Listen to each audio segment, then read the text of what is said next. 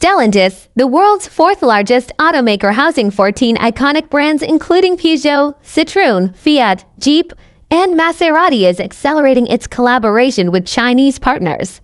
The goal is simple: fill the massive product gap in its European electric vehicle EV lineup and survive the crushing pressures of the industry's green transition.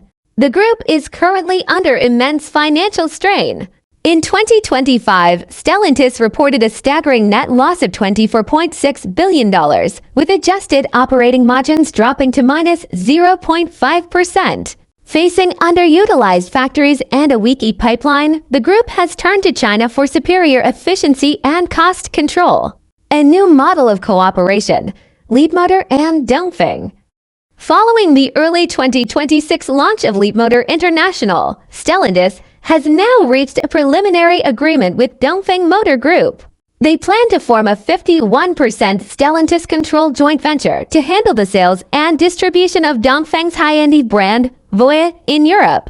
Crucially, the plan involves moving production of Chinese NEV new energy vehicle models into Stellantis-owned factories, such as the Rennes plant in France. The strategy: Stellantis provides a European sales network, manufacturing assets, and regulatory expertise. The Chinese contribution: partners provide mature products, high-speed R&D, and production efficiency.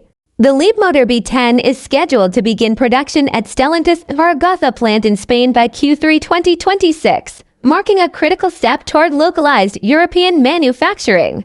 Bypassing tariffs and risk, Bill Russo, CEO of Automobility, notes that this goes far beyond traditional distribution deals. It combines Chinese product power and supply chain advantages with Stellantis' deep industrial footprint in Europe. For Stellantis, this expands their EV catalog quickly with low financial risk. For Chinese brands like Voie and Leapmotor, it provides a shortcut to bypass the EU's high anti-subsidy tariffs on Chinese-made imports. Experts describe this as an alliance of the underdogs, where both parties seek a faster path to compete against giants like BYD, Tesla, and German legacy brands. A shift in strategy. The shift comes as Stellantis moves away from the aggressive, self-reliant EV strategy set by former CEO Carlos Tavares. The current CEO, Antonio Filosa, has adopted a more pragmatic approach. Recognizing the significant cost gap between Chinese and Western EV production, he is choosing to buy speed through partnership rather than trying to rebuild the entire supply chain from scratch. The challenges ahead.